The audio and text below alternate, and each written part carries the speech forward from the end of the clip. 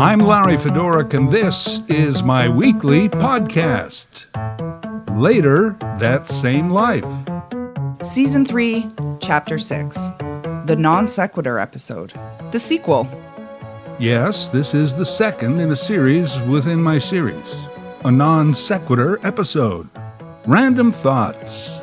A collection of items not worthy of their own podcast. You know, people ask me, Larry, why a non sequitur episode? And I always reply, it takes a village to raise a child. And on occasion, if the village wants to go alone to dinner and a movie, it helps to have a Hamlet that you trust as a babysitter. And now on with the show. Way back when I first heard about Sleep Country Canada, I thought it was the name of a really boring bookstore. It wasn't. 78-year-old Mick Jagger has 8 kids. They range in age from about 4 to around 50. The middle 4 kids he had with model Jerry Hall. They are all now adults. Jerry Hall went on to marry Rupert Murdoch, who just turned 90. Can you imagine having Mick Jagger as your father and Rupert Murdoch as your stepfather? I mean, it's probably not a legal status, but just the same. Yeah, thanks, Mum, but I'll be spending Christmas at me dad's this year. No offense to Rupert. I've got this crush on Dad's new girlfriend, but don't worry, she's too young for me. Okay, I'll kiss Rupert for you. Yeah, thanks, Mum, but I didn't need that visual. I think it was William Shakespeare who once said, "Hello, my name is William Shakespeare."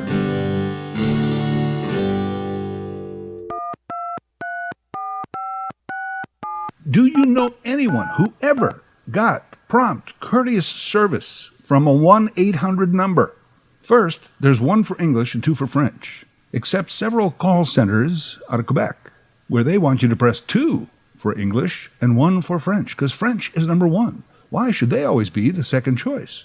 Well, they have a point. And then next is another series of prompts. If this is a billing issue, press 1. To report suspicious activity, press 2. For other account information, press 3. For technical support, press 4. For all other issues, press 5. Can you imagine being one of the people assigned to the press 5 team? I mean, at least you can put the tech guys on press 4. The accounting people are on press 3. But 5? They must get all the stupid garbage questions. Hi, Visa? Yeah, how much wood would a woodchuck chuck if a woodchuck could chuck wood?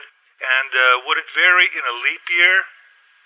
Yes, I'll hold. They have become so sophisticated with their options, they even have an option where you can hear your options again. Where's the option where I can actually talk to a human being quickly who can help me? And help me RFN. Oh, I know what you're saying. Just press 0. Yeah, often that works. But some of those 800 numbers saw you 0 pressers coming. We're sorry, it is not necessary to... And if you just randomly press 0 to try and get a person, you get a recording that says, you have pressed an incorrect key. To return to the main menu, press star. F me. No, wait. F you. If the 0 option actually works, or you've pressed all the keys you can, and the next thing should be an actual customer representative, well, of course, it's not. You are on hold, listening to the crappy, distorted music. And if you're thinking, wouldn't pleasant, high-quality music encourage you to stay on hold longer? Well, that's exactly right, but they don't want you on hold longer. They're playing the crappy music to get you to hang up. They want you to just give up, shorten the queue, make their job easier. And why are you on hold in the first place? Well, because they didn't hire enough people based on their call volume. So instead of hiring more people to deal with the issues, they have a recording that tells you the estimated wait time. We are experiencing a high volume of calls. Yeah, because you screwed over a lot of people. Obviously, your product or service is crap, and people are calling to complain en masse. You don't call them just to go, hey, I really like your product, have a nice day, goodbye. So someone tells you the wait time, but that also is not a courtesy. It's to discourage you from waiting. Approximate wait time is 40 minutes. To hell with it, you just hang up. That's what they want. They have this other innovation now. Its hold time is 20 minutes. Would you prefer a callback? If so, enter your number. I did that once recently. After about an hour, my phone rang, and it was the 1-800 number calling me back, and they put me on hold. Why did you call me if you weren't ready to talk to me? I had a person at the TD Bank tell me that the best thing to do was to call really early when they just open up. Get there first. Yeah, that's who I want. I want the guy who just got to his shitty job at the call center, is probably hungover and hasn't had his coffee yet. That's the person I want helping me. If you ever get a person, sometimes they are helpful, most of the time not. On the latter, I mess with them, like when they ask me a question like, can I get your address and date of birth, please? I always say, just a minute, I'll have to check with my supervisor. And then I wait for like 10, 20 seconds, and then I tell them, yeah, I live at 39 Main Street, I was born in September, blah, blah, blah. And yet they still have them. Most anyone who's anyone has a 1-800 number. It's actually a customer disservice. Akin to the 1-800 number is the website. Everyone has a website. For more information, visit our website. Every time I hear someone say that on the media, I always say out loud to no one, no, I won't be doing that. The world has gone World Wide Web wacky. On some websites, you can have a live chat with a customer service representative. Except many of those now are just bots. It's the web version of the pre-recorded voice.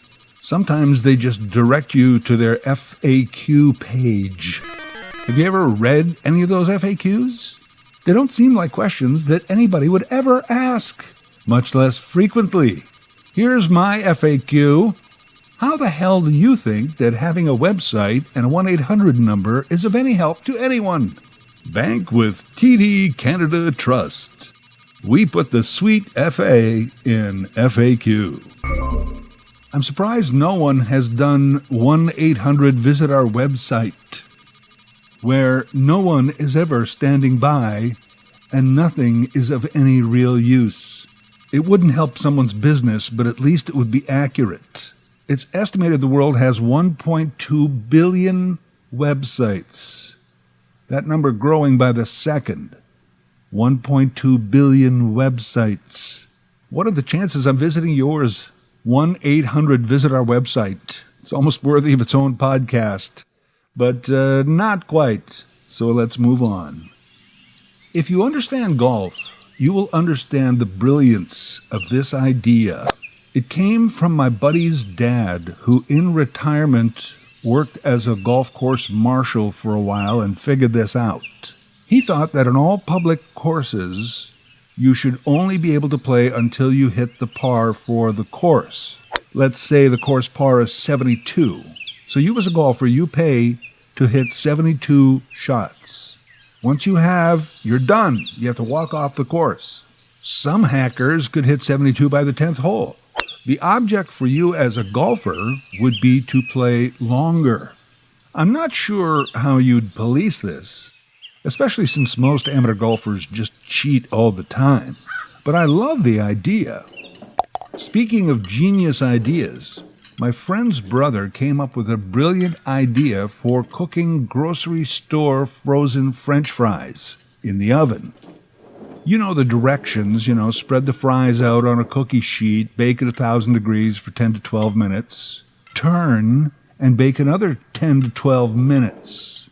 Always found that a ridiculous instruction.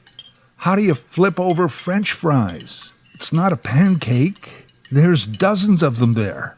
I mean, we always try. We get the flipper in there, and we flip as many as we can, and we assume that we've flipped most of them. You do your best. This guy, let's just call him John, introduced the 2 cookie sheet method. Genius. After the first baking period, you carefully remove the cookie sheet full of French fries.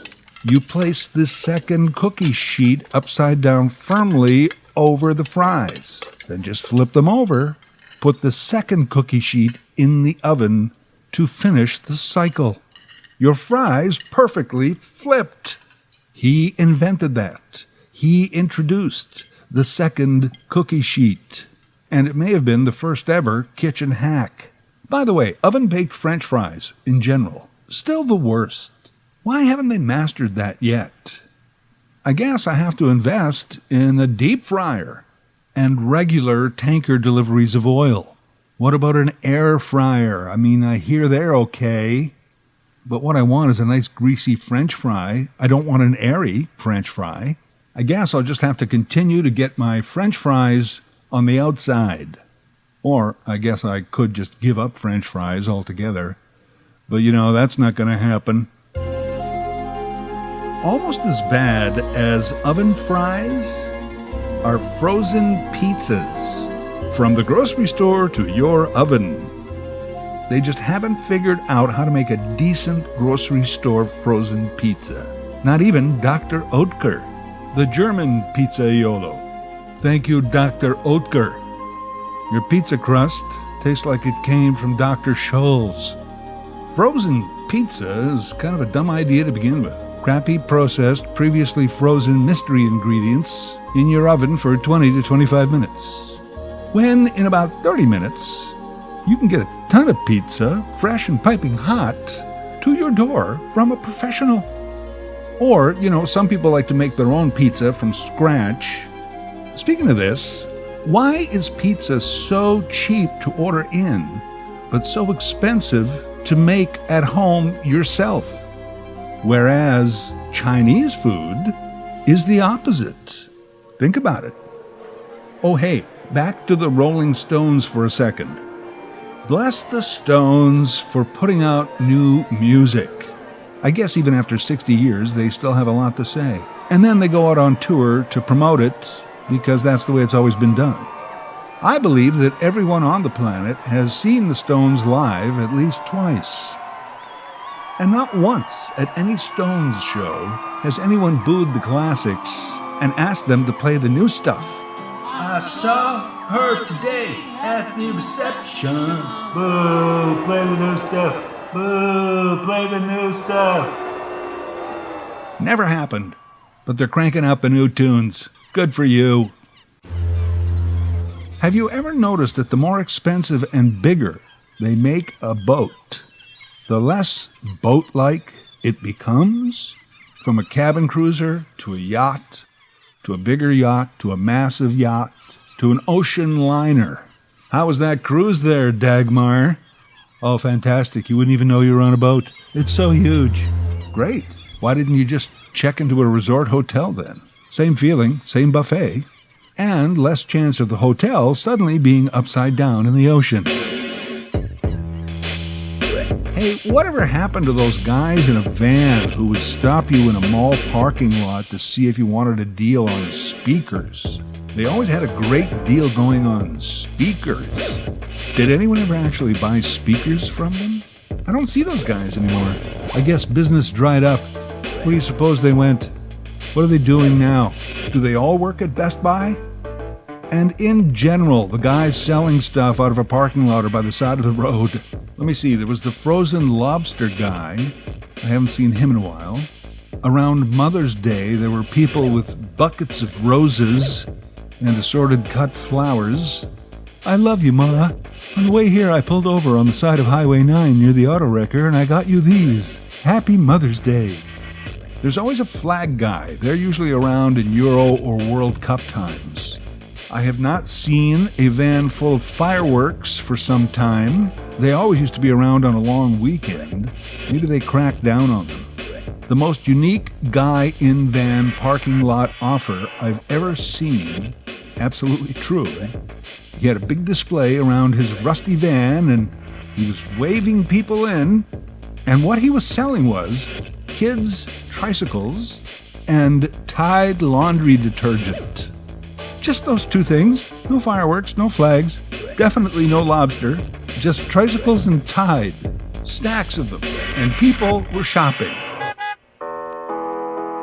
My favorite euphemisms for mustache include, in no particular order except for the last one, cookie duster, soup strainer, flavor saver, lip tickler, face furniture, caterpillar, dirt squirrel, crumb catcher, lip foliage, lip toupee, mouth brow, the bro meringue, snot catcher, muzzle buzz, dental drapes, and the best one, the reverse Amish. Oh, back to the Stones again. One more thing. 2022 will mark 60 years for the Rolling Stones. Of the 5 guys that took to the stage way back when in 1962, only 2 originals remain, Mick and Keith.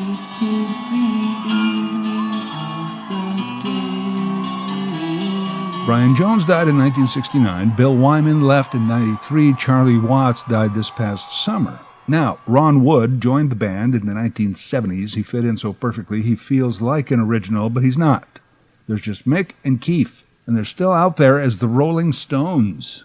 I suppose most people don't care about that. I don't really either, except I remember making fun of those kind of bands.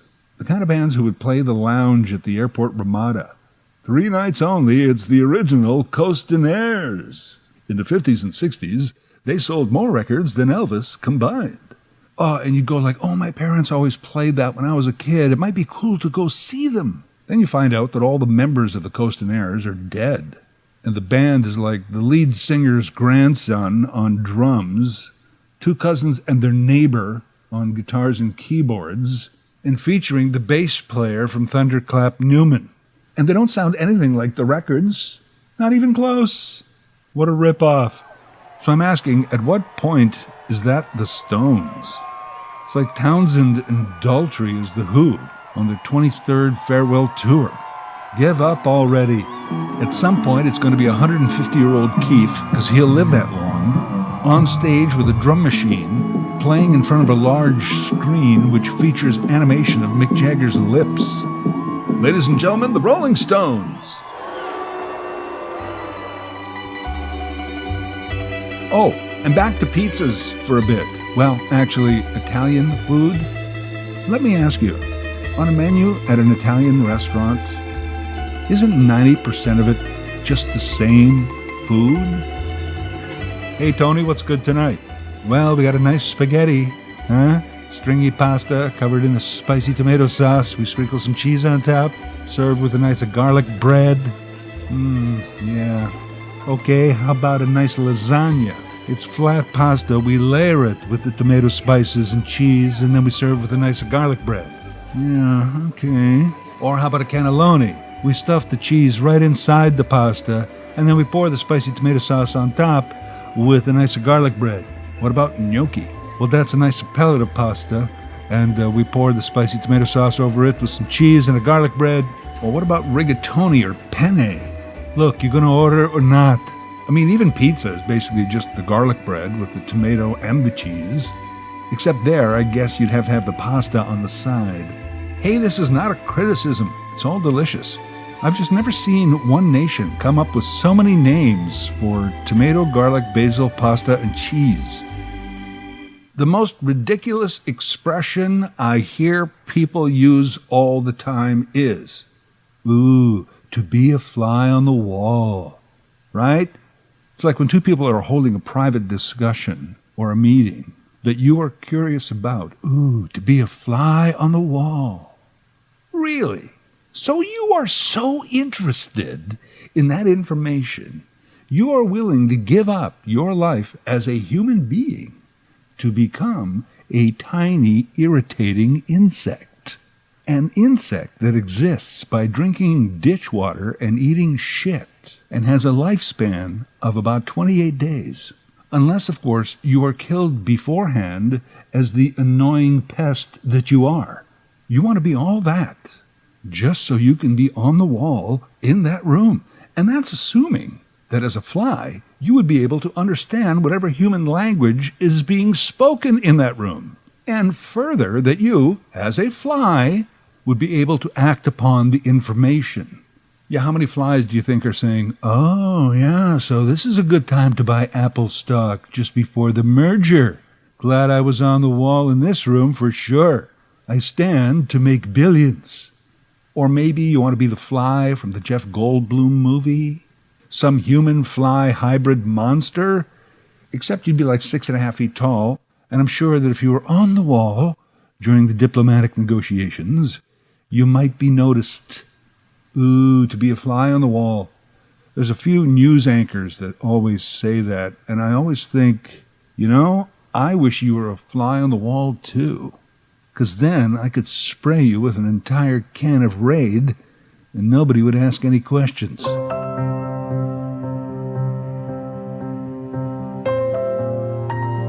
Hey, before I go, do you have a dog? Have you ever had to hide doggy medicine in their food so that they will take it? Because I feel like Big Pharma is doing a similar move with humans. It's called gummies. I mean, we have the pills, the tablets, the caplets, the capsules, powders you could dissolve in water, sprays and mists. But still, apparently we weren't taking enough of their crap. Boom! Gummies! Vitamins, probiotics, other nutritional supplements, now in gummy form. Nothing like starting your day with a nice cup of coffee and a handful of candy.